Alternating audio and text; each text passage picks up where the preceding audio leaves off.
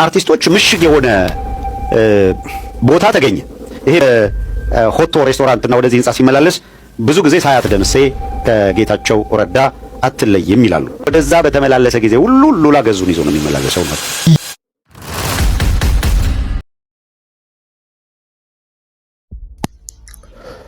ሰላም ጤና ይስጥልኝ ውድ እና የተከበራችሁ የቻናላችን ቤተሰቦች፣ ዛሬ በመላው ማህበራዊ ሚዲያ ላይ መነጋገሪያ የሆነ የመጣውንና ብዙዎችን እያስደነገጠ ያለውን እጅግ አነጋጋሪ ሚስጥር ይዘንላችሁ ቀርበናል።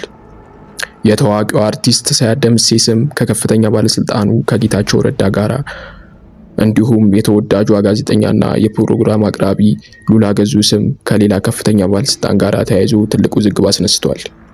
ዘ ፕሌስ ሌጀሪ ሊቪንግ እና በውስጡ ባለው ሆቶ በተባለው ውድ ሬስቶራንት ውስጥ ምን እየተካሄደ ነው? በመካከላቸውስ ያለውስ ግንኙነትስ ከዝሙትና ከትላልቅ ጥቅማ ጥቅሞች አልፎ ተርፎም ከቅንጦት መኪና ስጦታዎች ጋር እንዴት ሊያያዝ ቻለ? ይህ መረጃ የወጣበትና ማህበራዊ ሚዲያውን እያናወጠ ያለውን ሙሉ ቪዲዮ አሁን አብረን እንመለከታለን። ወደ ቪዲዮ ከመግባታችን በፊት ግን ቻናላችንን ሰብስክራይብ ማድረጋችሁን እንዳትረሱ፣ ቪዲዮንም ላይክ በማድረግ ለሌሎች እንዲደርስ አግዙን። አሁን በቀጥታ ወደ ሙሉ ቪዲዮ እንለፍ። ስናጣራ አንድ የባለስልጣናትና የአርቲስቶች ምሽግ የሆነ ቦታ ተገኘ። ይሄ ቢልዲንግ ነው። ይሄ ህንጻ ከቦሌ አካባቢ ነው። ደሳለኝ አካባቢ ደሳለኝ ከመድረሳችሁ በፊት የምታገኙት ነው። ያው ብዙ ሰው ያውቀዋል። የታከለ ኡማ ህንጻ እየተባለ ነው የሚታወቀው። ባለቤቱ ታከለ ኡማ ነው። ግን ታከለ ኡማ ቀጥታ ይሄንን ቢልዲንግ የታከለ እንዳይባል ሌላ ሰው የዚህ ባለቤት እንደሆነ ተደርጎ እንዲቀመጥ የተደረገ ሰው አለ። አቶ በቀለ አሬና የሚባሉ ሰው ናቸው። አሁን ይሄ ቢልዲንግ የማን ነው ሲባል የአቶ በቀለ አሬና ነው የሚባለው።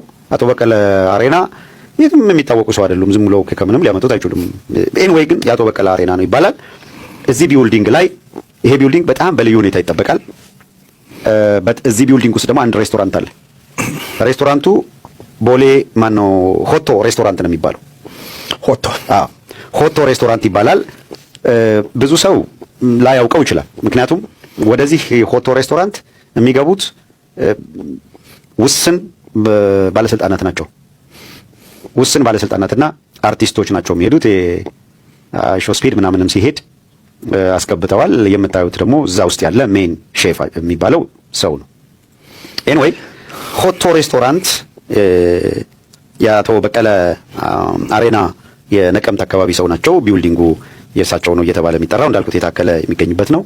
እዛ አዘውትረው የሚሄዱ ባለስልጣናት ስላሉ የመረጃ ምንጮቻችን ይህን ነገር እስኪ ቼክ አድርጉ ስንላቸው ነገሩን ሲያነፈንፉ ዱካዎች አገኙ። እዚህ ቢልዲንግ ላይ ደጋግመው የሚመላለሱ ባለስልጣናትና አርቲስቶች አሉ። ልዩ ጥበቃ ይደረግላቸዋል። በሚስጥር ነው።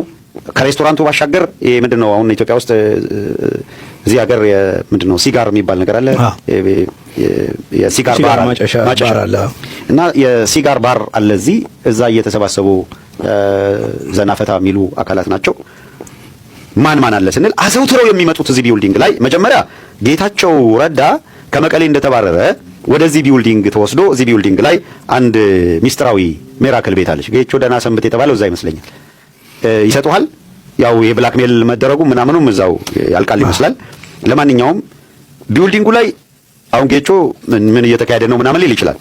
8ኛ ፍሎር ሩም ነምበር A03 የምትባላለች። 8ኛ ላይ ሩም ነምበር A03 በልዩ ሁኔታ ጌቾ የሚያረፈባት ናት። በጌቾ ደግሞ ቦታ እንዲቀየር ሲታዘዝ እነ ብርሃኑ ጸጋዬ እነ ብርቱካን አያና የሚገቡባት ክፍል ናት። ሌላው እዚች A03 ሽመልስ አብዲሳም የተወሰነ ጊዜ አብይ አህመድም የተወሰነ ጊዜ ጎራ እያሉ የገበኛት ክፍል ናት። በጣም ጥብቅ ነው።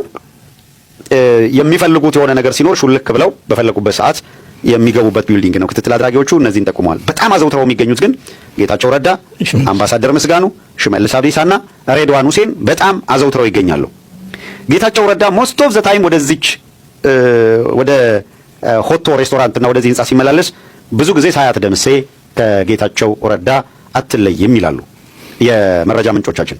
አንዲት እንዳውም ፎቶግራፍ የሆነ ኮርነር ላይ ማለት በድብቅ የተነሳ ፎቶግራፍ ተለቆ ተመልክተናል። በአብዛኛው ጊዜ የማይለያዩትና ሁልጊዜ እዛ በድብቅ የሚመጡት ሀያትና ጌታቸው ረዳ ናቸው። ሁለተኛዋ አምባሳደር ምስጋኑ የሚባል ታውቃላችሁ? አምባሳደር ምስጋኑ በአዲስ አበባ በባላደር አስተዳደር ጊዜ በነበረችበት ብርሃነ ደሬሳ የከተማው ከንቲባ ሲሆኑ የምክትል ከንቲባ የነበረው አቶ ምስጋኑ ከዛ በኋላ ወደ ብርሃነ ደሬሳ የተሿሚ ሆኖ የመቀጠል ፍላጎት የላቸውም። ባላደራውን ካስረከቡ በኋላ እሱ ግን ወደ ፓርቲው መዋቅር መጣ። አምባሳደር አድርገው ላኩት። ቅርብ ጊዜ ኳታር አምባሳደርም ነበረ። ከዛ በኋላ ተመልሶ ተጠራ። አይ ቲንክ አሁን ይሄ ጫካ ፕሮጀክት ምናምን ላይ የሚፈሰው ከባድ ገንዘብ እነሱ ላይ የሚንጠባጠብ ነው። አምባሳደር ምስጋኑ ወደዛ በተመላለሰ ጊዜ ሁሉ ሉላ ገዙን ይዞ ነው የሚመላለሰው። ነው ማን ነው የሚዲያ ባለሙያ ሉላ እና ሲጋር ምናምን የሚባል ነገር አለ። እሱን ይመጋሉ። የሚከታተላቸው ሰው እዛ አካባቢ ያለ አካል እንዳደረሰው መረጃ የእነሱ ፐርሰናል ነገር ምናምን ብዙ እኮ የሚመለከተን ጉዳይ ሆኖ አይደለም እንደ ፐርሰናል። ግን እነዚህ የመንግስት ባለስልጣናት ናቸው፣ ህዝብ የሚያስለቅሱ ናቸው። አብረዋቸው ያሉ አካላት ምንድን ነው እያደረጉ ያሉት? ከዛ 98 ቢሊዮን በመንግስት ባለስልጣናትና በአርቲስቶች ወዘተረፈ በጋራ ባክኗል ከተባለ በኋላ በቃ ዝምጭጭ ነው ያለው። እኛ ዝምጭጭ ሳንል ዱካዎች እያፈላለግን ነው።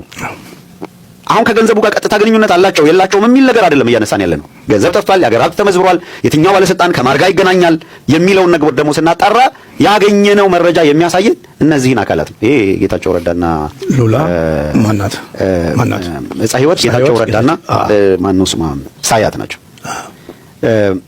እጻ ህይወት ወደዛ ቤት እንደምትመላለስ አንስተዋል።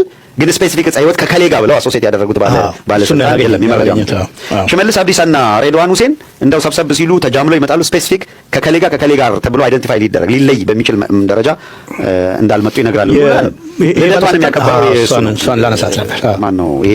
ምስጋኑ አምባሳደር ምስጋኑ ይሄ ምንድነው ሲጋር ባር እዛ ውስጥ አለ። እዛ ሲጋር ባር ላይ በጣም እንግዲህ እንዴት ተቆጭተው እንደሚያነሱ ደሞዙ በዛ ደረጃ ልደት የሚያከብር እዛ ቦታ ላይ አይደለም ነው የሚሉት። ምናልባት ሰው ምንድነው ቀለል አድርጎ እንዳያየው ብርቱካን አያና ብርቱካን አያና ፍሬዎት የቴሌዋ ፍሬዎት 4-5 ሰው ይዛ መጣ።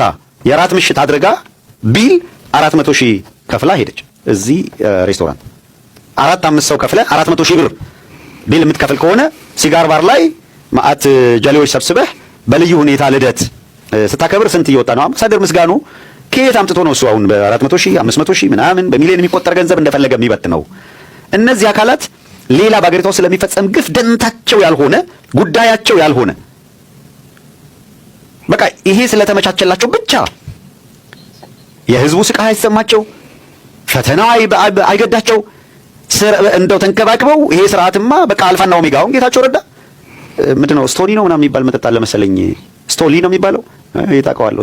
ስቶሊ ነው እንደዛ ነው ያሉት። ብቻ ስቶሊ ነው። ስቶሊ እኔ ግን ቮድካ ነበር የማስበው። የቮድካ አይነት ነው እንዴ? ነው እንዴ? የቮድካ አይነት ነው ብሏል ስቶሊ። ትመሪውን እንዴ? እሷ ነገር እኔ ጃ እሷን አላወቅኳትም አልነበርኳት።